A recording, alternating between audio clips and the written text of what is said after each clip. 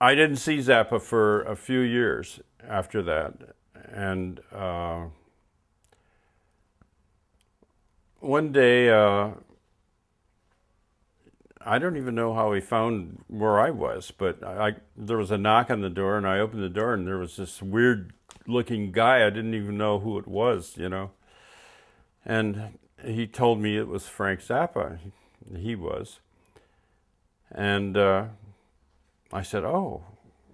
And I didn't even know, I mean, he had this monkey fur coat on, and the fur looked just like his hair when he had this long hair, which I'd never seen before, and the mustache and the little imperial. And so I said, okay, come on in. So, he had never been to my house before. Oh, he had been to that, of course. He had been to my house. Anyhow, we sat there and talked for a long time. He told me about a group that he was forming and that they were, it was a rock band. And he came over to the house a bunch of times. And I think he got the lyrics, "Take your clothes off when you dance," from my now ex-wife, because that was kind of her philosophy. Just take your clothes off when you dance. I think I lost a record deal because of that. But yeah, we were playing, and she's dancing around naked, with her ass in their faces. The record produced. Anyhow.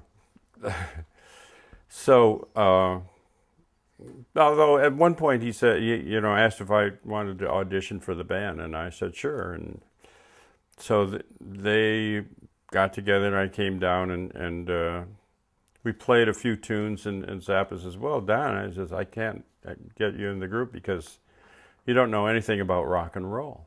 And I didn't. Never played it before in my life. I said, okay. So, and after that, I started getting jobs in rock bands. The Forerunners and I don't know who else, just a whole bunch of bands. One band was a lesbian guitar player who played rock and roll. And so a year passed, and I think I had a band called the Preston Ensemble, which all we did was play in odd times, 5/8, 7/8, 19/8, and Zappa was playing upstairs, and we were playing downstairs, and I ran into Herb Cohen, who I had also known a few years before the Mothers, quite a few years. I met Herb in 1959. I played in a club that he was running. And so I said, "Herb, you got to tell Frank that I've been playing in rock bands, and I want to audition for the band again."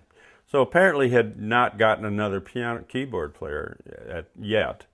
I think he tried out Mac Rebenak, Dr. John, that was his name. And so at that time I had a gallery called Rowena's Gallery on the corner of Rowena and Hyperion here. And so the whole band came there and set up and everything. I had a nice piano there, and I auditioned, and Zappa says, "Oh, that's great, you can play rock and roll, you're in." So that's how I joined the band.